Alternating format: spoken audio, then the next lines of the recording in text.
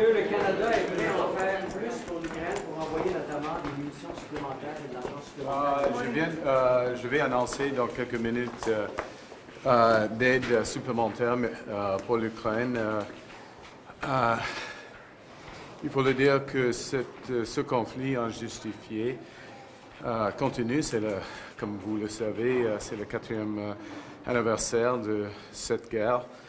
Et j'ai eu une conversation avec la coalition des volontaires ce matin, y compris le président Zelensky. Et j'ai dit que le Canada va fournir 2 milliards de dollars de plus de l'aide militaire dans l'année prochaine. Et on va resserrer les sanctions économiques par rapport à la Russie. C'est difficile. Pour moi, je ne suis plus en forme, c'est évident. Donc, quelle forme prendra cette aide de 2 milliards? 2 milliards de dollars, l'aide militaire. Il y a des véhicules militaires de plus, 400 véhicules militaires. Et puis, on va fournir de l'aide humanitaire, surtout pour le secteur de l'énergie de l'Ukraine. On va resserrer les sanctions par rapport les navires de l'ombre, le Shadow Fleet, et puis d'autres sanctions financières. Ce qui est clair, que la Russie n'accomplit rien. Rien de leurs objectifs militaires, stratégiques, et l'économie russe de la Russie devient de plus en plus faible. Alors, nous sommes là avec l'Ukraine, avec la coalition des volontaires, et on va être là aussi long que nécessaire. In English, there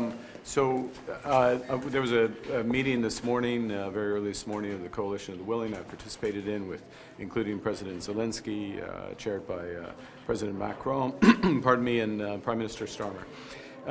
Several things to take from that. First, as I said just at the end, Russia is failing to achieve all of its objectives 4 years into this conflict, 12 years if you include its illegal annexation of Crimea. But 4 years on, Russia is failing militarily, strategically, and economically. And we are in it for the long term. Canada and the coalition of the willing, and to that end, we will announce shortly, I'm going to announce now, I guess, that we are tightening sanctions, including on the Shadow Fleet, additional 100 vessels in Russia's Shadow Fleet. This is the fleet that effectively facilitates illegal exports of crude oil. So we're tightening that lifeblood from the Russian economy, along with our allies. Also additional financial sanctions, a lowering of the oil price cap in coordination with the EU and the United Kingdom. In addition, $2 billion of additional aid, military aid for Ukraine over the course of the next year. We're announcing that today. The Minister of National Defense will give details. In addition to that, something Ukraine needs, which is 400 armored vehicles. We'll be supplying those in kind. I would note as well, I didn't mention this in French, but we are the third largest contributor to the Pearl air defense system that is coordinated by NATO. So Canada stands with Ukraine. The Coalition of the Willing stands with Ukraine. We're in it for the long haul. Russia is failing. The sooner they come to the table and actually participate in peace negotiations, the better it will be for us. Minister, are you preparing a package for Cuba in terms of aid? I have some things I need to say first. Today is a very important day. It is 4 years since the illegal and unjustifiable Russian further invasion of Ukraine. Over the course of the last 4 years, Canada has stood shoulder to shoulder with Ukraine. Dans le court, le moyen, le long terme, nous sommes ici pour eux, pour leur souveraineté, for their territorial integrity, and for the international rules-based order that has kept us safe since the end of the Second World War. Canada has put on the table $23.5 billion in multiple forms of aid, military, financial, economic assistance, including in the energy sector. Today, I am announcing additional sanctions over and above the 4,000 sanctions against Russian individuals and entities that we have already levied. In particular, I am announcing 51 new sanctions against Russian individuals and entities, primarily targeted at the energy sector. In other words, in the middle of winter, Ukraine is suffering because of the extreme cold. It is for that reason that our sanctions are focusing, as they did with the oil cap, on ensuring that we're supporting Ukraine's energy sector and addressing Russian egregious behavior in this area. Donc, aujourd'hui, c'est un moment pour nous d'être ici encore, de souligner encore notre priorité sur l'indépendance et la souveraineté de l'Ukraine. Slava Ukraini. I can now take your questions. I will take them one at a time, and I will answer them all. But I can't answer questions when everyone is yelling at me. Go ahead, Can you talk Jim. about whether or not you are preparing an aid package for Cuba? And We are, and I will have an announcement in the coming days. what will that involve? Well, when the announcement is made, you will see the particularities of it, but I do not have an announcement to provide to you today. And do you believe the U.S.? Any update on the situation in Mexico, the return of Canadians to Canada? Are you able to provide an update following your remarks? Yes, I can. The situation in Mexico is becoming more stable. Flights have resumed. In other words, Canadian Airlines have announced as of last night and this morning that they are resuming some of their flights. In addition, the advice of local authorities continues to be of preeminent importance. As you know, the volatility and the instability differs throughout the country in different regions. For that reason, we are advising Canadians who remain in Mexico at this time to follow the advice of local authorities. In addition, we are also encouraging Canadians to register with our ROCA system. I indicated yesterday that the number of registrations had increased by 8,000 in the previous 24 hours. We are now at about 55,000 Canadians who have registered with the ROCA system. The long and the short of it is the situation is becoming more normalized. We should continue to see this trajectory unfolding. The situation needs to be closely monitored, as we are doing with our consular officials on the ground in Mexico, and we are advising Canadians to follow the advice of local authorities. Sur le Mexique, par exemple, pour les Canadiens qui sont pris en ce moment, qu'est-ce que vous leur dites?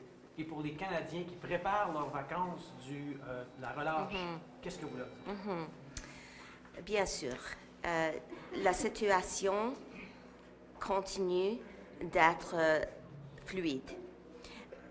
En même temps, c'est nécessaire pour tout le monde dans le pays de suivre le conseil d'autorité locale. C'est important de se souvenir aussi que nous avons des gens ici, dans notre pays, qui veulent voyager au Mexique pendant les prochains jours. Donc, c'est nécessaire de suivre le conseil, pas seulement d'autorités locales, mais aussi ici, par nous.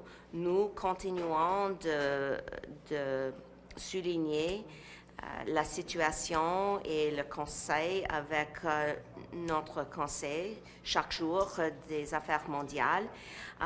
Et on va voir la continuation, j'espère, que plus stable. Il y a beaucoup de Canadiens qui sont pris en ce moment, qui veulent revenir. Qu'est-ce que le Canada peut faire pour les aider à revenir? Oui. Nous sommes en contact avec les entreprises aériennes.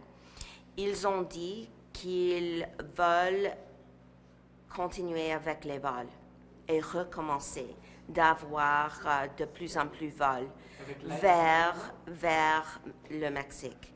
Donc, les Canadiens qui sont là peuvent revenir sur les vols comme ça. Et ça, c'est notre conseil ici, d'être en contact avec les entreprises aériennes et de déterminer si c'est nécessaire à ce temps-là de retourner vers le Canada. Mais ce sont des décisions qu'on doit prendre leur-même. C'est une décision individuelle et on doit décider si c'est le temps de revenir pour eux. Si c'est sécuritaire. Minister, is your government doing anything about... On va avoir de plus en plus conseils de notre gouvernement et des autorités locales. Et la situation est fluide, comme j'ai dit. Et si c'est stable là, les vols vont opérer. Mais ça, c'est une décision pour les entreprises aériennes. Et ce n'est pas possible pour moi de dire partout dans le pays, on peut retourner aujourd'hui. C'est une décision pour les individuels, pour les voyageurs. Canadian arms and munitions going to the U.S. and then to Israel. Your own Crown Corporation has been raising this issue for a year, according to internal documents you've obtained. Is your government concerned? What are you doing about it? Of course, we are concerned.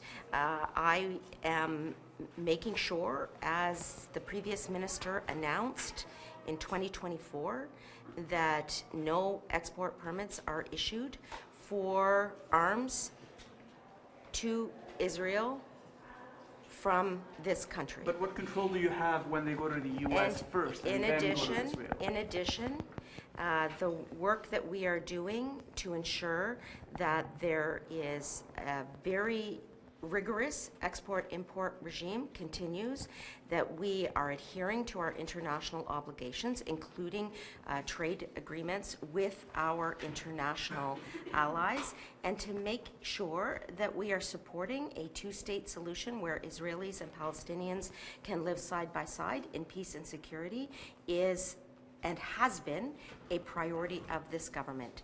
And I will reiterate that we have been at the forefront of that latter argument. We have also called repeatedly for Hamas to disarm, to lay down its weapons, and to play no role in the governance of Palestine.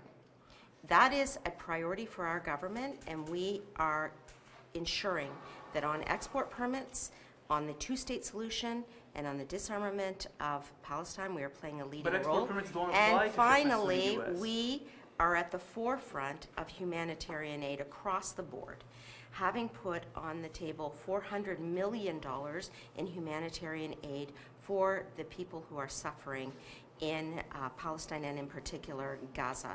So the work that we are doing across the board in the region continues, and as I said, we have a very strong export-import permit regime, one of the strongest in the world, where countries from around the world come and ask Canada for advice on the structuring of their export-import regime. Are you adding more resources to And sanctions in enforcement? particular, I will also reiterate that our current statute goes over and above the ATT, and we will continue to examine ways in which we can further strengthen our export-import regime. Thank you. Are you adding more resources to sanctions enforcement? Because that's been a good concern in the past, that we sanction new people, but it doesn't actually go into force. I really appreciate this question. It's a concern. We put in place sanctions. They need to be respected. And the team at Global Affairs is, of course, monitoring the adherence to the laws of the Government of Canada and the sanctions that we have in place. Also important is the work of the RCMP.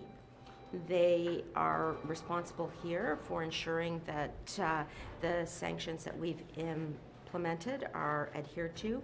And so it is a dual effort, and certainly on enforcement, it is not the minister's role or ability or capacity to enforce, but I can implore those responsible for enforcement to ensure that there is compliance across the board with the laws of the Government of Canada, as well as with the sanctions, including the ones that we are implementing today, 51 new sanctions against Russian individuals and entities, particularly in the energy sector, as Ukraine is really focusing on the 4-year mark since the illegal and unjustifiable war by Russia began. En français, rapidement sur Cuba, pourquoi c'est important pour le gouvernement du Canada d'annoncer de l'aide pour Cuba? Pourquoi? Oui. C'est important parce que nous sommes ici comme un pays multilatéral et aussi pour la situation humanitaire sur le terrain, d'être ici pour les gens qui souffrent. Ça, c'est la raison pour laquelle nous considérons nos prochaines étapes. Should Canadians cancel their pending trips to Mexico? Should people not be going to that country? I have been asked this question by several members of Parliament who have constituents, including those in Quebec who have families who may be traveling or considering their travel plans for next week.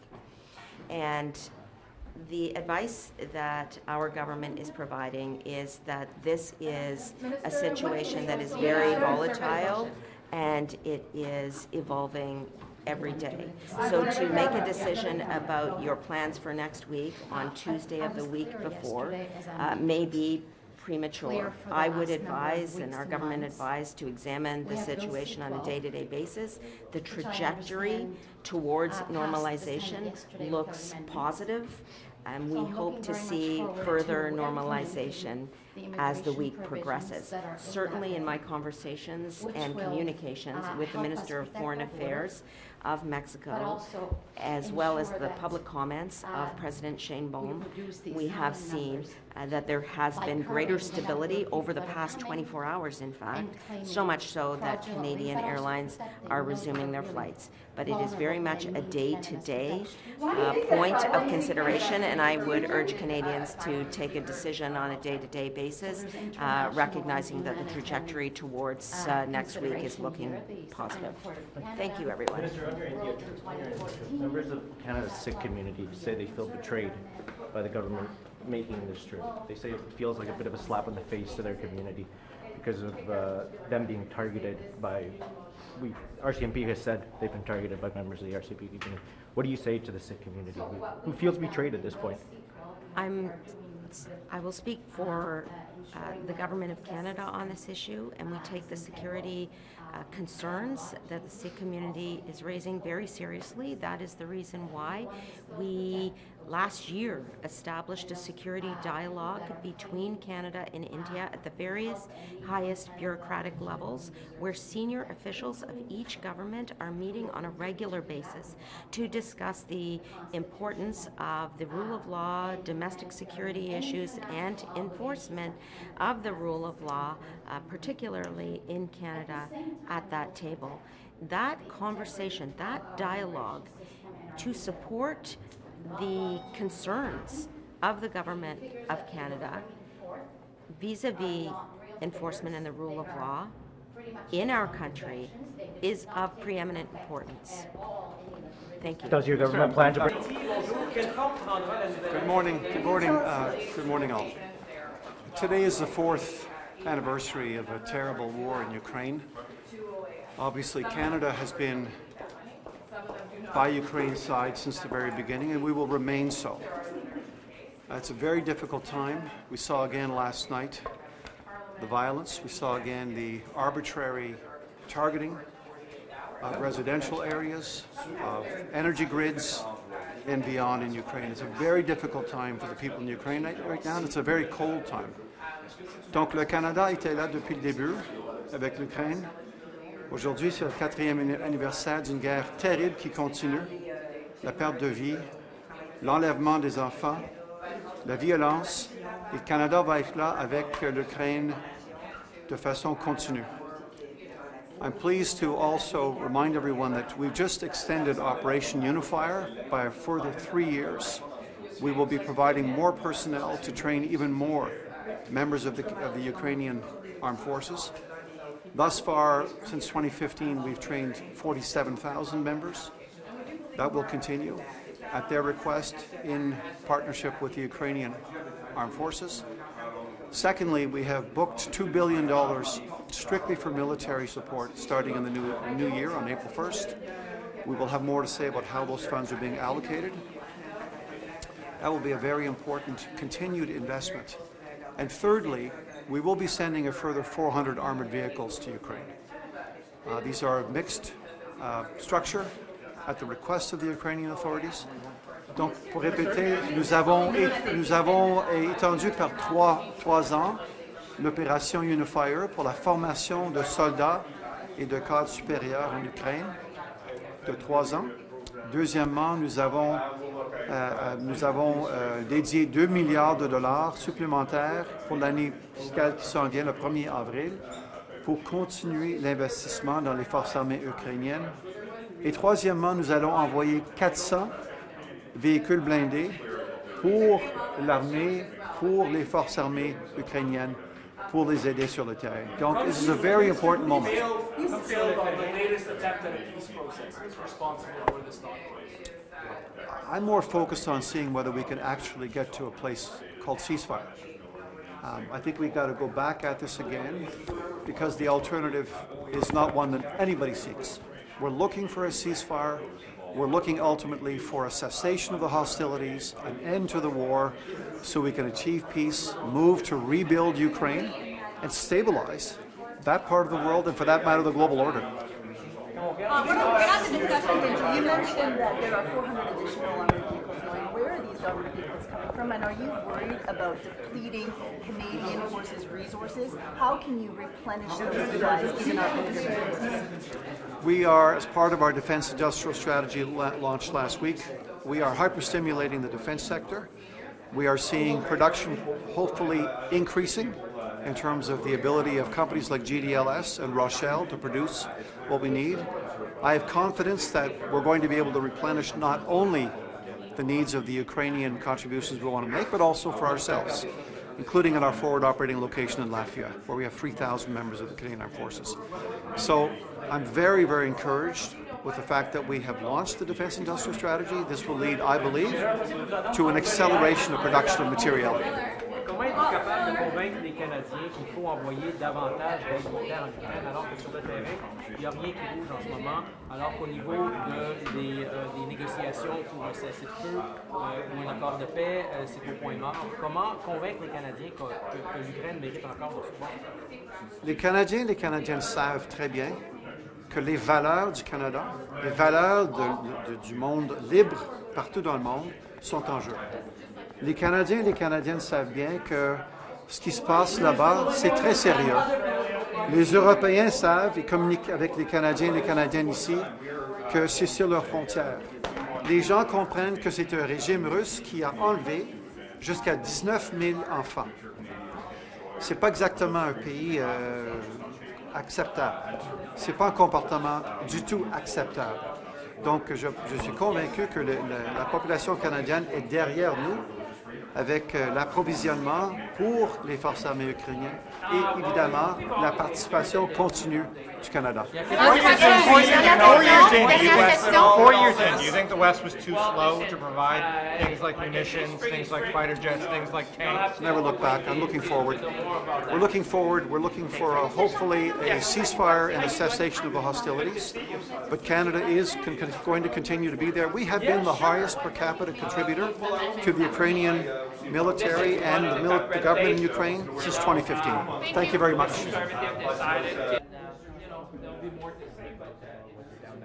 What are you hoping to hear from the officials today at this meeting? I'm hoping that the OpenAI safety officials, when they come to Ottawa, tell us more details about their safety protocols, their escalation thresholds, and how they keep Canadians safe.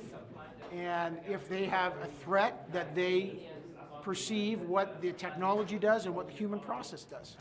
Have you been in touch with other companies, other AI? We've spoken to OpenAI about this. Again, we are not talking about the details of this case. That's an RCMP investigation, so we're not dealing with any of the actual details of this case for obvious reasons.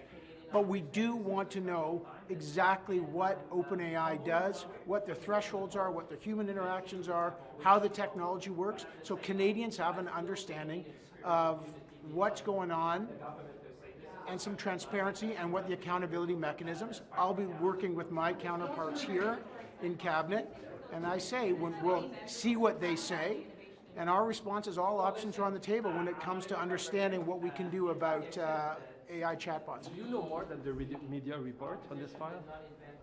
About the involvement of OpenAI, of ChatGPT? I am not I won't, there's no details of the case. It's all under a criminal investigation. We're really careful.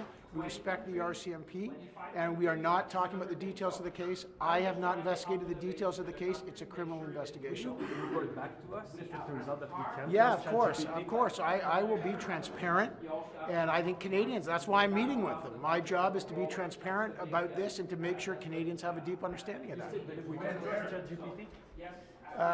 Well, we're going to find out. Decided to add a bit more. Listen, this is minority parliament. What matters is that we get the budget moving, and that's what we'll do. Are you expecting that it will pass tomorrow?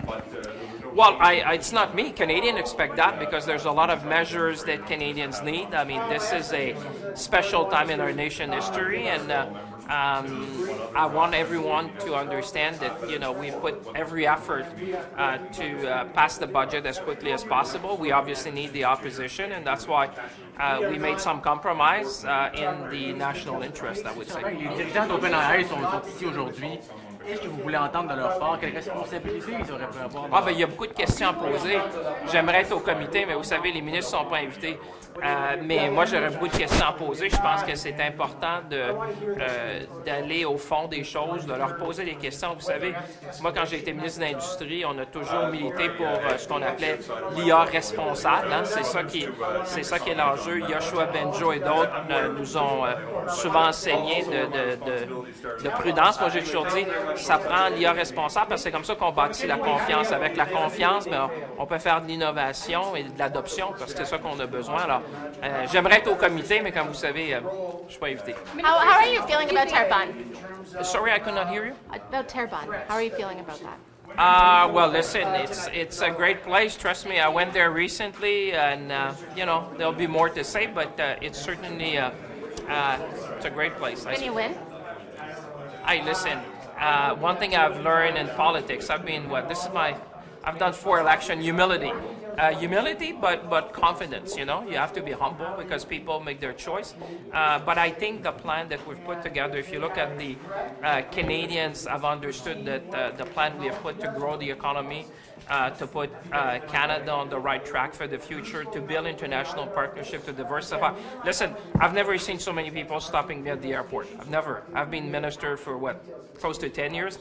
Canadians understand this is a special time, and I'm humble in one way, because when you go to the polls, eventually you have always to be humble, but at the same time, I feel the Canadian spirit of unity behind the government to say this is a special time and let's unite together, let's fight for Canada, let's build Canada. On the changes to the regulatory sandbox, do you think that those amendments are going to have any measurable impact on the innovation agenda?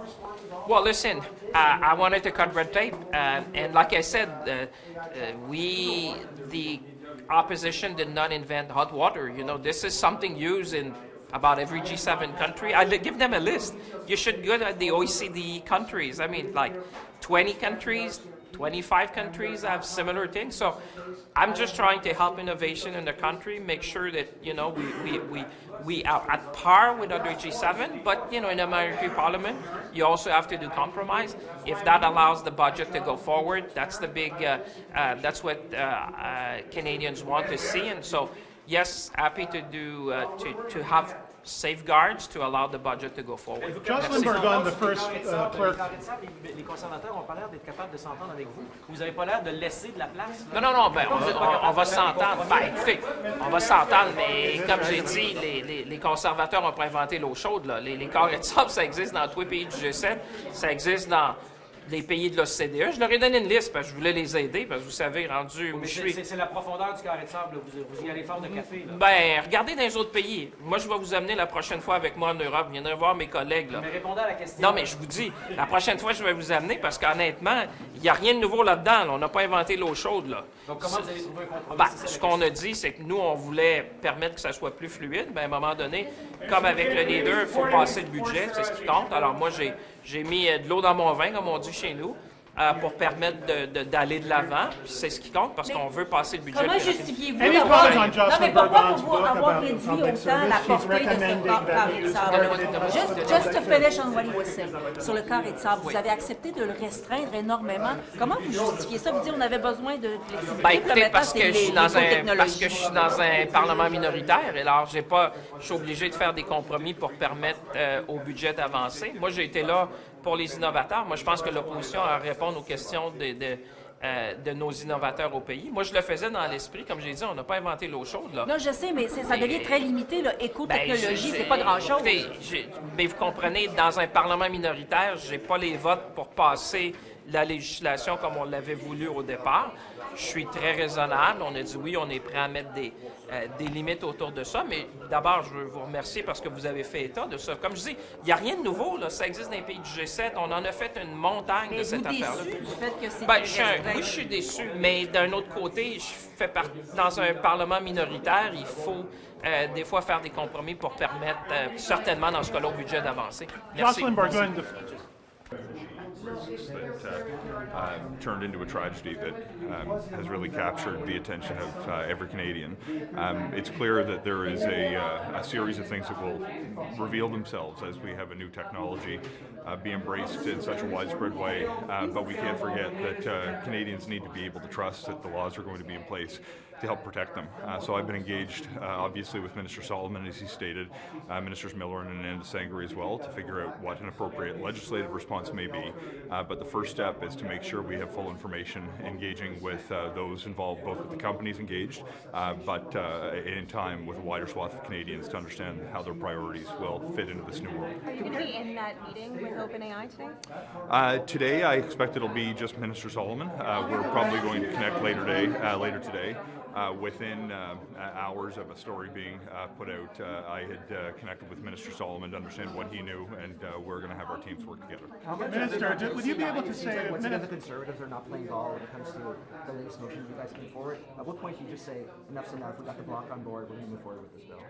Well, look, I remain hopeful, and I like to take people at their word when it comes to the objections that they raise at committee. It's clear that the Conservatives and some stakeholders fairly across Canada raised concerns about the proposed removal of the existing good faith religious defence. We responded to those concerns. I met personally with faith leaders from different communities of interest and heard from many different folks across the country, and we felt that the concerns that they had were accommodated by the amendment that we put forward. Now, yesterday's committee was a disappointment, seeing that we didn't make the progress I was hoping for, but I don't think the door is closed. It seems that there is a conversation playing out as between committee members, and if I can leave a message to members of the Justice Committee, of all parties, by the way, work together to find a path forward. We campaigned on a commitment to protect religious freedoms by banning intimidation and obstruction outside our religious institutions, and we've added on the important protection of a standalone hate crime to recognize the harm that befalls entire communities when someone is subjected to such hate. My hope is we can get together with all political parties and as soon as this week pass this bill. Minister, will Canada join other Australia political parties, given that you already have the bloc on board? Well, at a certain point in time, we are going to say we want to make good on our campaign commitment. We made a commitment to Canadians to advance these important protections to ensure Canadians can enjoy religious freedoms in practice, not just on paper. At a certain point in time, of course, we will move forward if we have enough support. But on something as important as hate crimes and something as important to people as their religious freedoms, we want to make every effort to demonstrate that we are listening to everyone and working with people from different perspectives, from different parties. If we can come together, that would be the perfect outcome. But we won't take let perfection be the enemy of progress for much longer. Do you believe that your call yesterday with Conservative members during the committee meetings had moved anything? Because it sounds like there's a lot of confusion even within your side of the bench at that committee as to how to move forward with the language. Look, well, I wasn't in the room. I received a note from my team, and wasn't aware I was in the room on the phone until now. But had a conversation with my critic. We've had a number of calls on this bill and others over the course of the last few months. We've got an open relationship where we can reach out. Is that shaking anything loose? I think time will tell. But there was no change in position on that call. Only me trying to demonstrate an openness to have an honest debate about the amendment that was put forward yesterday. I would encourage all members to consider what other amendments may be necessary. But at its core, what this bill is about to me is protecting the ability of people to practice their faith freely, to attend their religious institutions without fear of intimidation or obstruction, and importantly, creating that standalone crime of hate. We need to send a signal that if you assault someone because of the color of their skin, the God that they pray to, or the person that they love, we should recognize that has a higher level of moral culpability than any other ordinary assault. Will Canada back Australia in removing Andrew Mountbatten Windsor from the chain of succession? Minister Carney is meeting with Prime Minister Albanese. This is expected likely to be an issue. Look, I completely outside of my portfolio. I'll leave it to others to comment on. I'm aware of the position that I hold, but also where my responsibilities start and end. Anyway, thank you very much, folks. I've got to head in for the meeting. Bonjour. Est-ce qu'on paye trop cher pour donner des services de santé aux immigrants, comme disent les conservateurs? C'est quelque chose qui vous touche directement en tant que ministre et en tant que personne. J'aimerais vous en parler. Écoutez, comme je l'ai dit déjà, les services de santé, vous savez, il s'agit de soins à la population. Ça fait partie des ententes. C'est sûr qu'il y en a qui trouvent que ça coûte trop cher, mais on ne se cachera pas, on avait beaucoup de demandeurs d'asile qui sont entrés dans le pays les dernières années. Alors je vous dirais que ça fait partie de nos obligations et on est en train de corriger le système, mais je ne vous dirais pas que j'aurais fait un lien entre l'argent et les soins. Mais le montant par personne a augmenté aussi de manière considérable. Ça, c'est la ministre de l'Immigration qui pourrait vous répondre parce que je ne connais pas les détails, ça ne relève pas de mon portefeuille. Minister, do you believe that that is very volatile and it is evolving. You want to do it at the I same want to time? do it right here. Another camera. Go ahead. Plans for next week. I was clear yesterday, as I'm clear for the last number of weeks and months. We have Bill C-12, which I understand passed the Senate yesterday without amendments. So I'm looking very much forward to implementing the immigration provisions that are in that bill, which will help us protect our border, but also ensure that we reduce the asylum numbers by curbing the number of people that are coming and claiming fraudulently, but also protecting those that are really vulnerable and need Canada's protection. Why is Canada paying for rejected asylum seekers' health care? So there's international and humanitarian consideration here. The Supreme Court of Canada ruled in 2014 that what the Conservative government had put back in 2012 was unconstitutional. Because it picked out particular countries. They say this new motion would kind of supersede that because it's all countries. So what we have done in Bill C-12 and what we are doing with ensuring that our visa system is integral, we have done a lot of changes. We've also introduced co-pay provisions. We want to still protect those refugees and those people that are claiming the help and need from Canada that legitimately deserves to be protected, including the children. We will continue to do that. We will uphold the constitutional and humanitarian and international obligations that Canada has as a signatory to the UN Convention. At the same time, we will protect the integrity of our immigration system and our visa requirements. A lot of changes have happened. The figures that they were bringing forth are not real figures. They are pretty much based on projections. They do not take effect at all, any of the provisions that we've made in the last number of months when we've come in as a new government, nor do they take effect what will happen when C-12 is actually implemented, which I said to you, good news, it passed last night from the Senate. Merci beaucoup. It's the fourth year I don't know what that is. On your India trip, we're hearing from members of the Sikh community who feel this trip is a slap in the face to members of the community, that they've been targeted by Indian officials on Canadian. I'll let the minister respond to that. C15, est-ce que ça va être adopté sous division? Manifestement. Sous division, je ne sais pas, mais adopté, probablement. Probablement. On préjuge jamais rien. On fait pas de... Comment vous pouvez dire qu'il n'y a pas eu de dépassement de coût quand le sous-ministre disait qu'il y avait un dépassement de coût l'automne dernier? Ben, je pense qu'on est dans la sémantique ici. Là. Il y a un vaste chantier de transformation numérique au gouvernement du Canada. Le système implanté pour la sécurité de la vieillesse fonctionne bien. Et il y a diverses composantes là, au budget pour ce grand chantier de transformation numérique. Et l'information que j'ai, c'est que le système CURAM n'a pas dépassé les coûts prévus. Vous, ça vous inquiète pas, CURAM? Parce qu'on entend des nouvelles inquiétantes, 6,6 milliards. Nous avons une technologie qui fonctionne. Il y a une transition. Quiconque qui est responsable de transition numérique va savoir que évidemment, il peut y avoir des enjeux de transition d'un système à un autre. Mais 3 ponts Champlain, tout ça, comment les Canadiens peuvent comprendre le prix?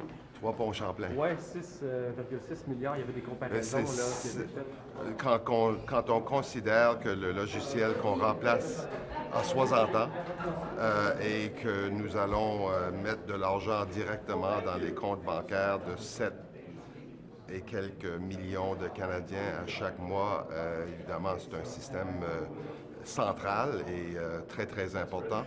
On y veille et l'information que je reçois, c'est que la technologie fonctionne et au-delà de la transition, on peut s'imaginer un bien meilleur service. On Mexico, real quick, what were the security guarantees Canadian Airlines got in order to be able to start? Global Affairs would be in a better position to respond to that, but obviously our airlines don't fly into airports that they, in their own judgment, don't view to be a security risk. Minister McGuinty, do you think that your government will support the Conservative motion today to review the asylum benefits? I doubt that. Why do you say that?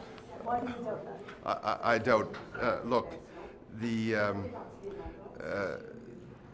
it is very revealing to me that Conservatives went away for a week and tried to think of an issue, and the first thing they think of is to punch down at some very, very vulnerable people. Hi. Yeah, I'll see it lunch. On the current system, how can you say that there was no exceeding cost while there was a deputy minister who said the opposite last November? There was costs were going up and there was there was an original budget for the launch of the transition. It's not just OAS, by the way, it's CPP and EI. There was a money set aside, the $6 billion number that's out there is the money that was set aside for the transition of all the systems. Including EI? Correct. Okay. Correct, and I think that's where the confusion is coming from. Okay. This is a multi-program transition to automation, to online benefits, and so these systems are very old, they're very legacy systems, and the idea is that, ultimately by the end of this, the projection could be as high as $6 billion. And there's that room to be able to maneuver within that envelope so that we do it right and so that we avoid the kinds of challenges that we've seen with other transitions to modern systems, not just in the government of Canada, but certainly as people utilize these more automated so services. The confusion is to deal with it's the fact that there are many programs. That's correct. Okay, That's EI, correct. OAS, and CPP. CPP. Correct. That's in employment insurance. Okay. That's right. Okay. And so the progression of OAS, as we've been talking about in the media, and as you know, it's come up in the House a number of times, actually has been fairly smooth, I would say. There's 7.7 million Canadians that have transitioned from the old system to the new system. Their benefits are proceeding, there are not delays in their payments, they are well on the way. The 85,000 number are new applicants to OAS. Some of them urgently need that money, some of them do not urgently need that money, and that's why I repeatedly say if there is an urgent case, people can call Service Canada, they for sure can reach out to their members of parliament, and we can actually get people's benefits out the door between 24 to 48 hours if they're flagged as urgent. Sometimes their systems, sometimes their applications, which are largely paper-based, are missing information. Staff are going through trying to determine, their eligibility or their appropriate payment based on the information they have, and they need to dig deeper into certain, missing pieces of information. But ultimately, we're working through that backlog. We feel confident that we have a plan to get to a more, smooth system. And the more people that apply online, the less problems we'll have. Because as you know, when you apply for something online, you can't click submit until that information is filled in those appropriate boxes. And so that's the reason you're hearing us also encourage people to choose an online application. And we do believe more and more people will choose that online application as things become more public. Do you have a time frame as to how long it will take to resolve the 85,000 cases that are not resolved? I don't have that immediately, but I will get back to you on that. I'm not sure exactly. I do know we have a plan, though, and a departmental plan, and I've been working very closely with the department to make sure that we have a rigor around what the caseload looks like. It's kind of a bit of an evolution because, as you know, every month some people become eligible for OAS, and of course we're working to drive people to the automated system, but that changes the number slightly from month to month depending on the number of paper cases. Any backlogs for EI as well? No, not that I'm aware of. And, and the other program? I'll get back to you on the details of those programs. Wait. I wanted to speak about something this morning. Sorry, I'm out of breath. I just ran up 3 stairs. I'm trying not to be late for cabinet. I just wanted to take the time this morning to express to the community of Saskatchewan, I think many of you have seen, I was supposed to travel there on Friday. I do not have the opportunity to travel there on Friday due to my responsibility to introduce something into Parliament on Friday. So there was a lot of concern coming from the community. My commitment is still to travel to the community, but I want to express my apology that I'm not able to come at this time because I'm required to be here in the House. It is really important work that I have to do on behalf of everybody in Canada. I was previously supposed to come. I was not able to attend due to a funeral in the community. I wanted to respect the family. There's a lot going on there. It's 52 days that the community has been evacuated. We are working to support them. I know that this is a really challenging time. There's a lot of frustration when you are evacuated. I wanted to take the time this morning to acknowledge that and express that it is my intention to come there. I'm looking forward to seeing the community and speaking with the chief. Thank you.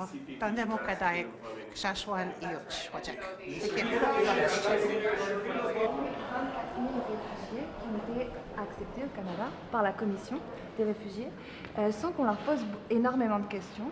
Est-ce que vous étiez au courant? C'est possible de juste répéter et j'ai essayé je vais essayer en français pour. Okay. So when you were Minister of Immigration, around 24,000 refugees were accepted in Canada by the Commission of Refugees, and apparently the Commission didn't ask them a lot of questions about their background. They didn't really dig. So were you aware of that? Well, the way that a person comes to Canada can impact how exactly the assessment takes place and the manner in which it takes place. Just for example, we would have one side of things, private sponsorship, where you have a group of people who are seeking to sponsor someone, where you have the opportunity to do biometric scanning and full checks and interviews, and there is absolutely no shortcut taken. The experience, you can imagine, for somebody who crosses the border on foot and doesn't have that opportunity to have the questioning in advance sometimes changes the experience. But in every instance, there is a security check that's done on individuals who come to Canada. And where we have had challenges on that second category I've described, we took measures at the time and since to strengthen the integrity of the system. Juste pour exemple, quand nous travaillons avec le Québec, il faut fermer le chemin de l'accès pour assurer le système a beaucoup d'intégrité. Il est une étape essentielle, mais quand j'ai des opportunités pour lieu des rapports de la Commission comme ça, c'est important de comprendre est-ce qu'il y a des enjeux pour améliorer la situation.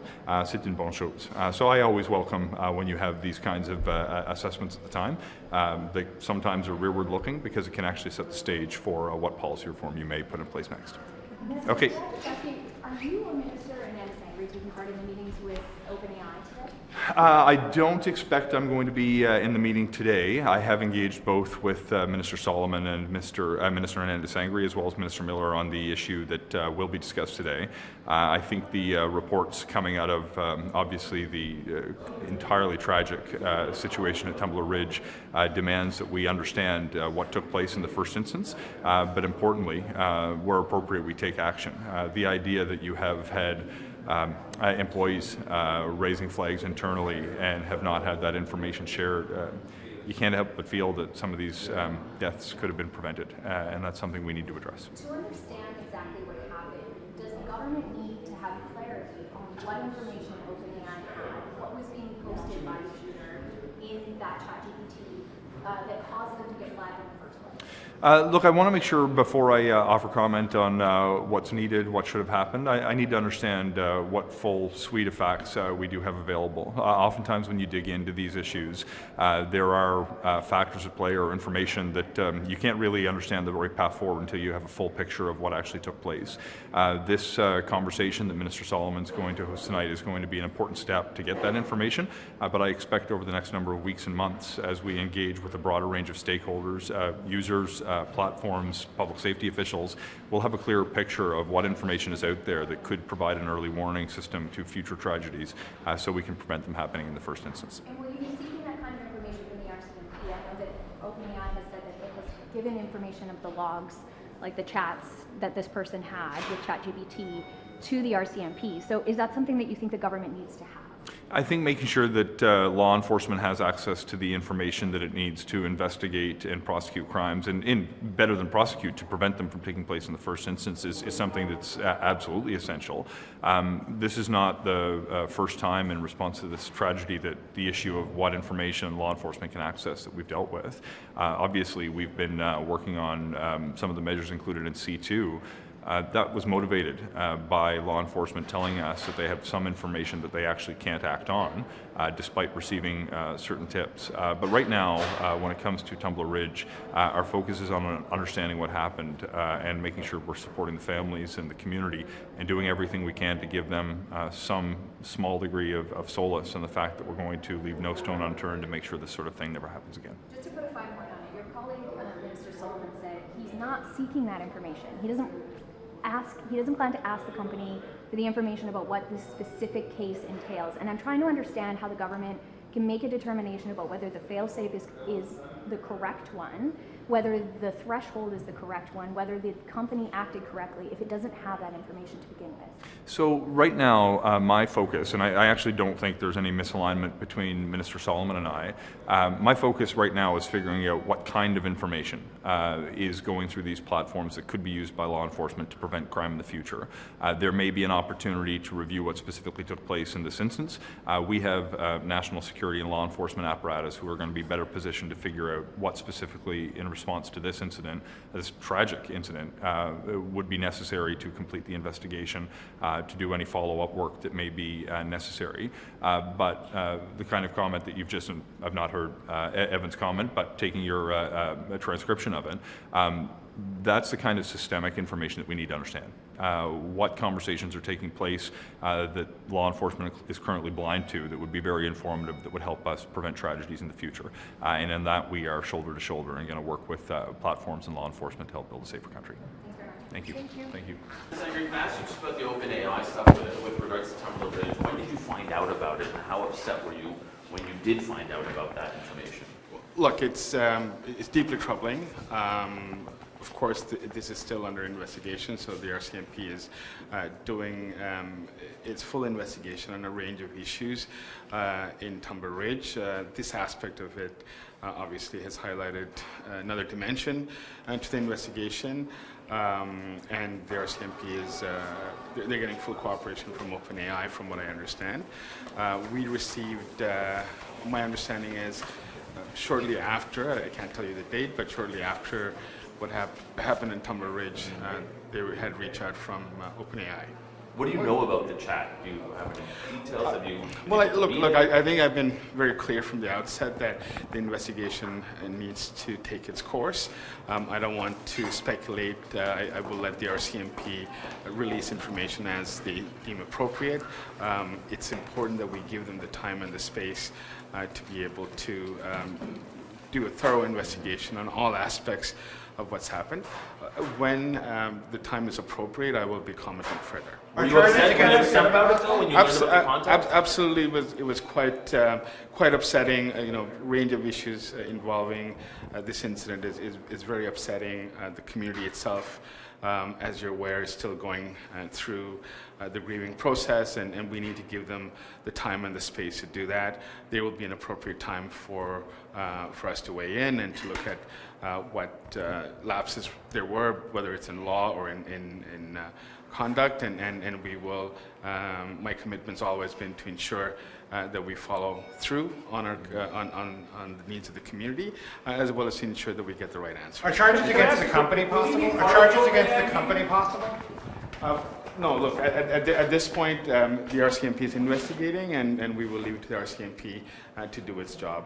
As you're aware, they've been very open and transparent. They've been having regular briefings, and they will continue to do so. Can I ask Minister EVs quickly? For Chinese EVs, Minister DeBrusen was asked us about this in committee a few weeks ago, and she didn't really have many answers from committee members. But security issues with Chinese EVs, is that a live issue for the government right now?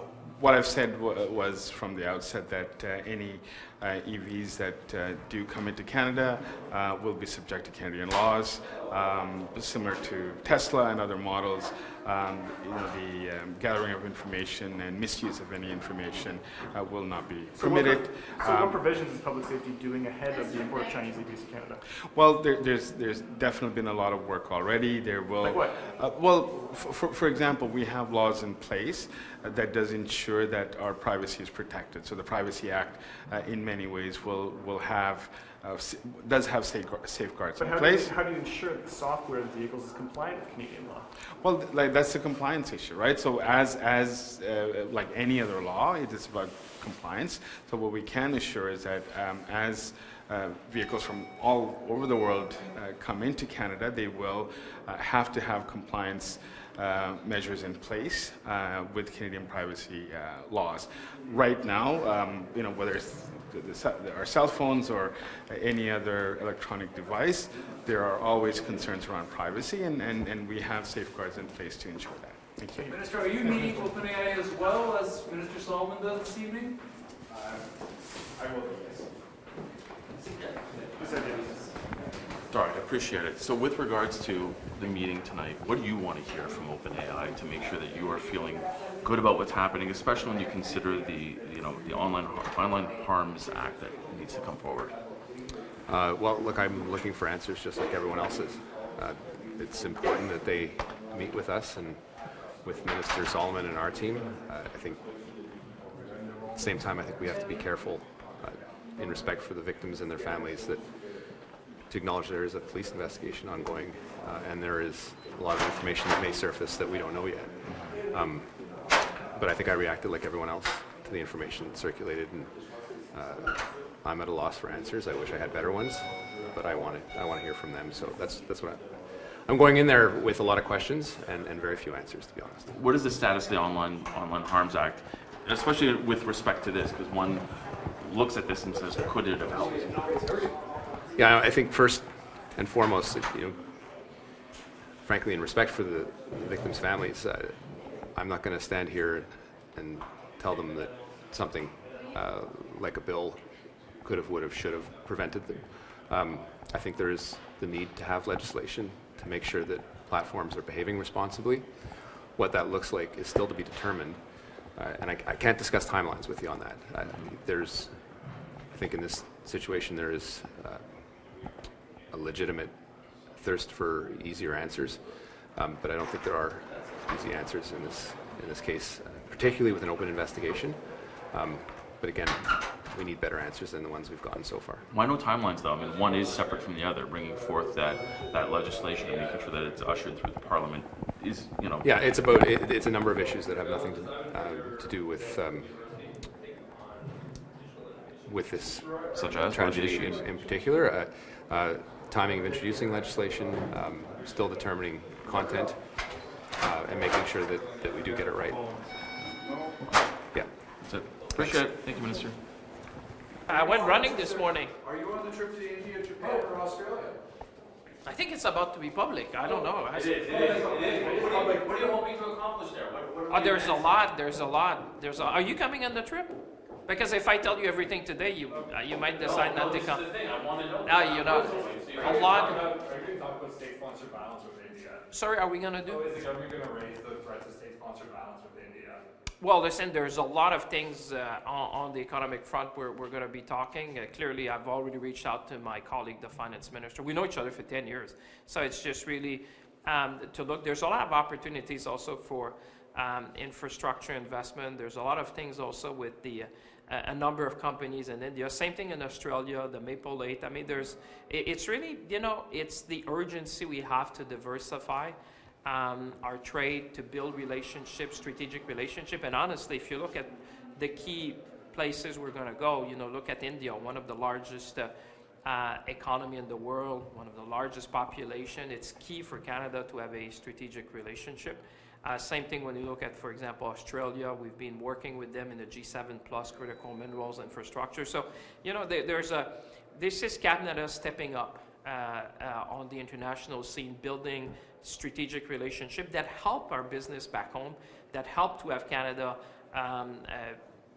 be able to export to these key markets. So it's very timely, and I would tell you that coming from the finance ministers meeting in Europe recently, where Canada was invited for one of the first time, the world wants what Canada has to offer. They like our values, they like our Prime Minister, but they also understand that stability, predictability, and rule of law is very key when it comes to that. But I'll see you on the trip.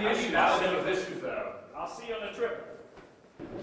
He's holding a news conference today, and we were just wondering, what's it like having the Premier of Saskatchewan coming on the India trip, or being there at the same time? I think it's extremely important to have the collaboration with the premiers relevant to, especially in my sector. I mean, it's a positive move. I mean, we've seen how it helped in Mexico, and if it can help in India, it's certainly something that we should be trying to do more of.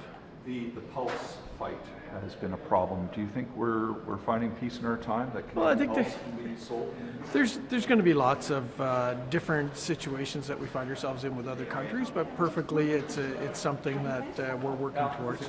And a deal, do you think, while you're there? Well, we'll see. We'll see. Okay, thank you for stopping. Can I ask you about Gulfstream and the approval of those jets? What happened there, and why has that happened now?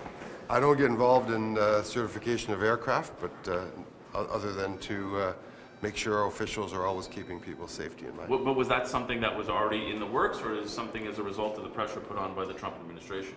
Well, no, there were applications in, they were at various stages. It was cleared up within a couple of weeks. Aircraft certification takes a while, so it looks like it was nearly done, right? It's a highly collaborative process with the Europeans, ourselves.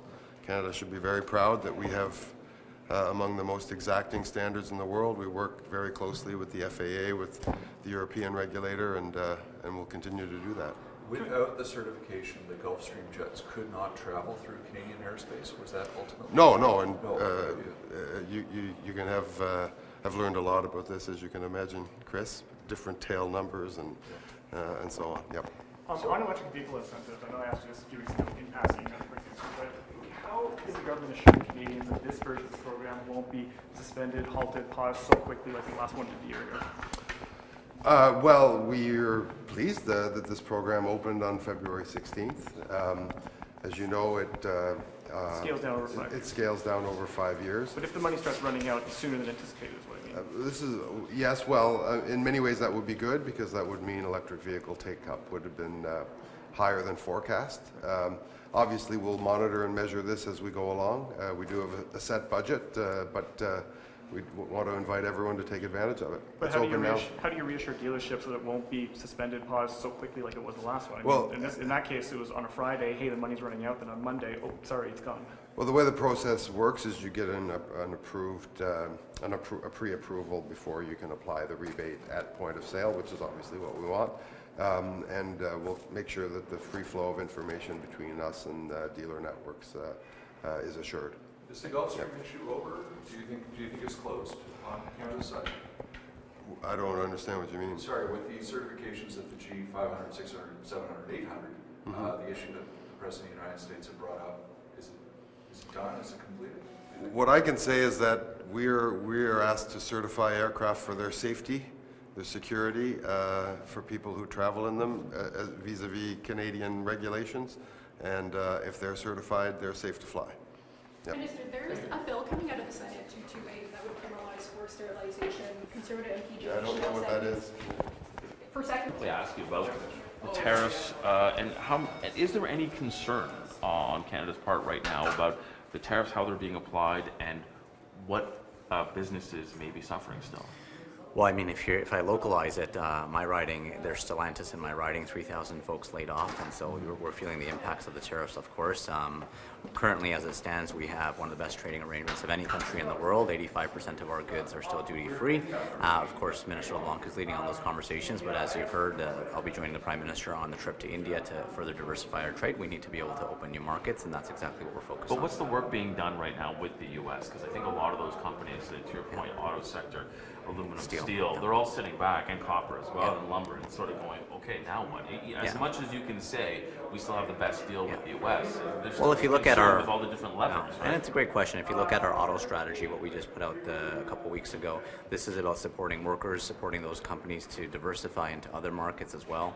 Healthcare, defense. I was just at Berger Precision in Brampton, and they're now going into defense-related contracting, into healthcare contracting, and so those workers are now be able to, come to their shifts, produce the goods that the world wants. But again, part of that strategy is to be able to pivot away, but also continue working with the U.S. Thank you. Minister, what about Matt Jenner? He's going on this trip. What's his role? What will he bring? Yeah, look, I have tremendous amount of respect for Matt. We sat on the trade committee for a number of years together, and so he's always leaned forward for Canada. When anything comes up at committee, I have a tremendous working relationship with him, and so he's well versed in the economic side of things, of course on the security side of things as well, and so I welcome any help on these trips, and it'll be nice to see him on the trip. Is it a present for crossing the floor? Absolutely not. He brings much value to the team. I've seen that firsthand at Trade Committee, and so I'm happy that he's coming along because we can use the help. Thank you very much.